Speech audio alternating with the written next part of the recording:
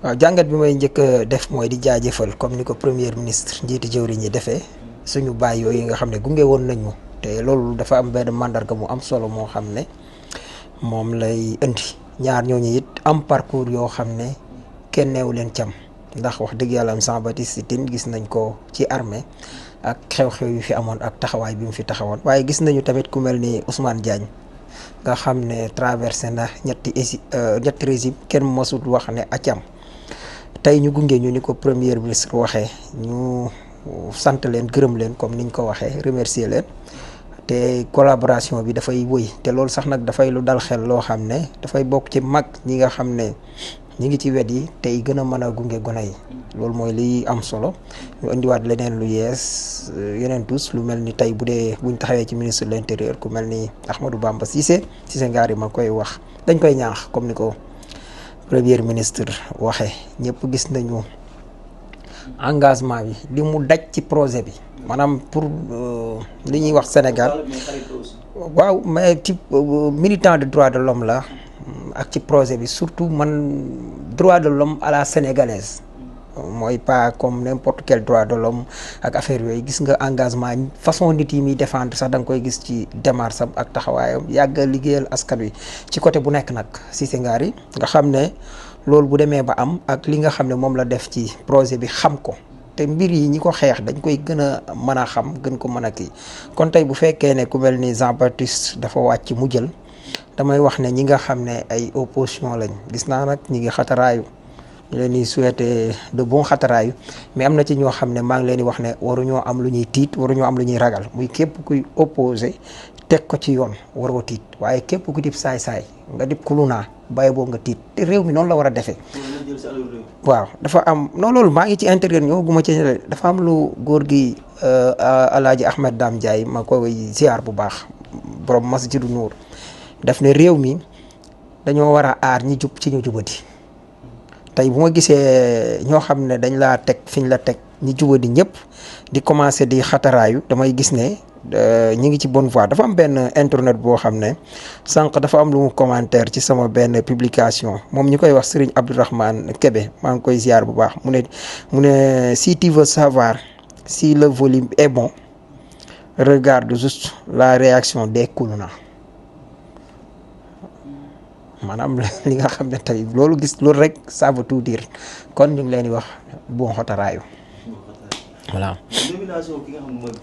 Bamba Cissé jur na coow de gis nañu sorti ki nga xam ne mooy Maimouna Ndour Faye di wax ni gouvernement Pastef la ñu am jamono ji. waa léegi waa Pastef du ñoom ñoo samp seen parti woo ci nit ñi góor yëpp jóg dem wuy ji leen ñu falu war a doxal. bu doon tey biñ faloo dañoo doxal nii duñ wax dara tey bu ñu demee ba mu yàgg ñu jàpp ne nii lañ koy defee nañ leen àtte ci bu ñu demee ba seen mandat nangam ñu gis lan lañ def wala ñi nga xam ne tey dañ leen a tàmbalee fal ñu commencé def naka su dul noonu wala nangam man damaa jàpp ne li ñuy wax mag mu jëluy jooy moo xam la muy jooy su fekkee ne dafa amoon ay rëcc-rëcc yoo def gars yi nekk ci yeneen dossier ba taluñ la man tey damaa jàpp ne les projecteurs laaj na ñu braqué ko ci jëmmi Maimouna Ndour Faye xool lan lay tëb di dal lan lay xataraayu en tout cas da nga koy déglu démb déglu Aïssatou Diop Fall déglu kii parce que da ngay observer rek da ngay gis ne wax dëgg yàlla xam nga gis nga nit bu amee loo xam ne reproché wu ko boppam c'est pas pour jeter Aïssatou Diop Fall des fleurs wala nangam man suñ ma doon tegal tey Aïssatou Diop Fall wala ñi nga xam ne ñi ngi ci biir ma xool ñu set nekk ci opposition bi di jàmmarloog ñoom ma waroon a tey war a ñaaw njott ci Aïssatou Diop Fall wala Maimouna Ndour Faye man ñaawatuma njott ci Aïssatou Diop Fall parce que jéeg boobu mi ngi ne deng fi mu ne dégg di jàkkaarloog ñun di wax ak ñun alors que kii jëfur na daa mel ni kiñ may wujju rek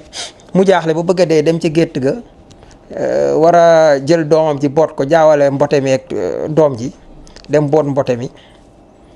jël doom ji dem di yeew ci gétt gi te naan wujju moom du dara bokk wërsëg la fekk jaaxle na wax dëgg yàlla menace nag duñu yàqal wax dëgg yàlla parce que nag ñun la askan wi fal à 54% mu am ay rëq-rëq yoo xam ne mi ngi fi woon nga xool premier ministre boo duggee bureau gis mu teg martyr yi président Diomaye nit ñi demoon ba jàpp ne fàtte na martyrs yi waraloon suñu. waaw tontu na ah waaw moo ko yéexal kay parce que moom mooy njiitu réew mi ndax bu bëggee mu gaaw. est-ce que moom le fait que muy woote indépendance de la justice mais bu yaakaaroon ni bu si duggoon loxoom du moom ak Macky duñ doon benn. waaw non dugal loxo naan defal ma lii wala defal ma lii loolu leneen la mais nag da nga ne woon yaawaatoon je jure de remplir la waxoon fidèlement charge président de la République du Sénégal d'observer comme de faire observer scrupuleusement tey politique pénalu dëkk bi régime bi moo ko yore.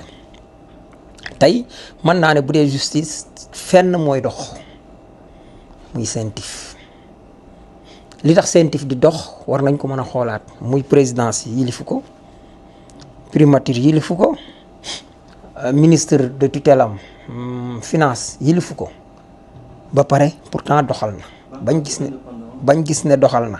te bu xasee teg ci taabali procureur mel nu ci leneen lu may doxal appliqué ko kon dama naan foofu bu doxee mënuma fa sant ministre de la justice wala leneen ak leneen kon man foofu laa naan moo dox suñu amee ay crime de sang crime économique crime te wax ji mooy fii ñu toll ñor na xomm ne liñ waroon a njëkk a def bokkoon na ci lijjanti crime de sang yi parce que bu ñu la falee juróomi at ñi ngi ci ñaari at yu jege maanaam tey mbir mi boo ko xaajoon ñetti yoon benn bi dem na ñaar yi moo ci des tey jubloo goo ci gars yi ñooñu nga jubloowul ci ñoom tax ñoom yow gaawoo mais ñoom ñi ngi gaaw ñi ngi dem di spéculer di wane fii naan wala ñi newoon ñun Cheikh Wade boo xam ne gis nañu nit visé le seconde près teel mu daanu nit mën ñu gëmloo ne dañoo dem ba kii benn drone ay nit sax laa wax parce que Pape Missile Ndiaye moo njëkk a wax ne ginnaaw bu mu ñu waxee ne braqué na ay missile am fi mu waroon a jëmatu fa ak yooyu ci la taxaw ne ki ngeen gisoon mu jamut moo visé waaye jamut am na keneen koo xam ne moo jam naan beneen corps la bu mu nekk benn jigéen la sax wala ndànkam pour benn élément de langage bu ñu leen jox loolu justice ñàkk liñ naan buñ ko taloon duñ ko wax xam nga yenn saa yi wolof naan la dañ caa toll moo tax ñuy alimenter ay chronomenteur ay journaliste vendi ay ñeneen ñuy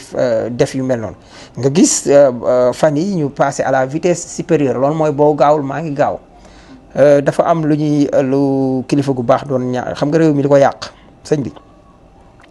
mooy saay-saay bu ami moyen ak fenkat bu yor paas fenkat yi yor paas naawal seen avion ba Dubaï jàkkaarloo fa 2 heures de temps yu teg fen ba dajale fekk dañ doon exécuter benn commande justice bu ñàkk dox dëgg-dëgg fa mu war a jëmu fa loolu moo andi loolu parce que sama sëriñ ci bu dee ci kaawu rek nañ jël bu dee Lat Diop man jekkul sax ci man may taxaw naan damay défendre Lat Diop mais ci kaawu Lat Diop la ko fa teg ak waa ji mu seqal kooku di vaquer ay occupation Lat Diop nekk ci biir di xaar donte am na yeneen dossiers yu ko concernant yoo xam ne mën nañ ko yëkkati yooyu duma ci kii mais bi mu seq ak waa ji parce que ñu def ci sama xel rek ne ma rek waa ji moom moo porte plainte moo nangam ak yooyu ma gis ne Lat Diop mooy kii mais ma gis waa ji di defee noo xam ne ci ay bépp presse moo xam presse opposant beeg chronoposant yeeg wala chronomenteur yi ak sax ñi nga xam ne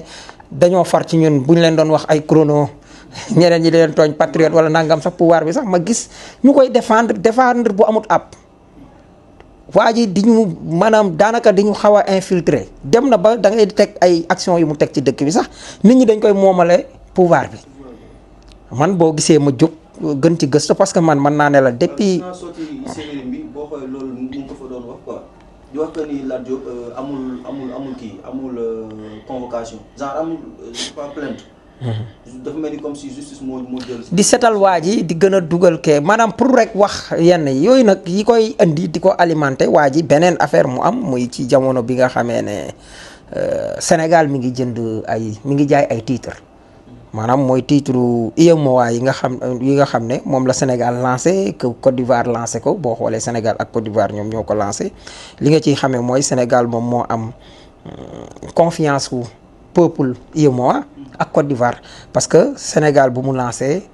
ay sénégalais société yu nekk Sénégal maam yow mi tey sax boo amoon banque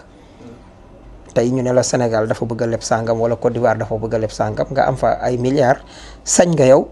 nga ne nañ la jëndal ci titre yi loolu Sénégal da koy jaay mooy tey ñu ne la 6% la soo ma lebalee milliards su amee ay quelques fan suñ ca yeggee su ma lay fay dinaa la fay 7% wala nangam bii ma lay wan nii mooy bu Sénégal boo xoolee voilà bi ma lay wan nii boo ko mënee jël baax na voilà bi ma lay wan nii mooy bu Sénégal ay sociétés yu nekk Sénégal ñoom ñoo jënd gis nga ko 54,92% ñoom ñoo ko jënd ay titres ay sociétés yu nekk Sénégal boo xoolee Côte d'Ivoire société yu nekk Côte d'Ivoire jënd 19,95 presque 20%. soo xoolee yu nekk Burkina jënd 7,43 boo xoolee yu nekk suivi de Togo 6,52 suivi de Bénin 5,90 ba ci Mali mi nga xam ne 0,45 la jënd. loolu waa ji bu amee société am ak banque am mën na ko jëndal ay titres mais da ngay gis ne loolu dañ ciy def naan nga dégg ñu naan waa ji sax financé na ci état bi maanaam loolu di loo xam ne lu ñu tax nga xool ne boo ñëwaatee ci bii ba tey ni nga koy gën a xamee boo xoolee bii Côte d'Ivoire moo lancé bii jaay maanaam ñi nga xam ne tey kii nañ gis nga ko maanaam bii Côte d'Ivoire moo lancé nga xam ne gis nga ko bu baax. voilà bii Côte d'Ivoire moo lancé gis nga ko voilà nga xam ne Côte d'Ivoire bi mu lancé société yi nekk Côte d'Ivoire ñu ngi jënd 64,13 suivi yu nekk Sénégal c'est 17,99 kon da ngay gis ne Sénégal ba tey gis nga ko bi Côte d'Ivoire lancé bu lancé Sénégal presque bi Sénégal lancé société yu nekk Ivoirien jënd nañ presque 20%. bi Sénégal lancé bi Côte d'Ivoire lancé gis nga ay sociétés yu nekk Sénégal jënd nañ presque 18%. foofu noonu lañ tegaloo ak yooyu loolu boo ci defee sa xaalis amut problème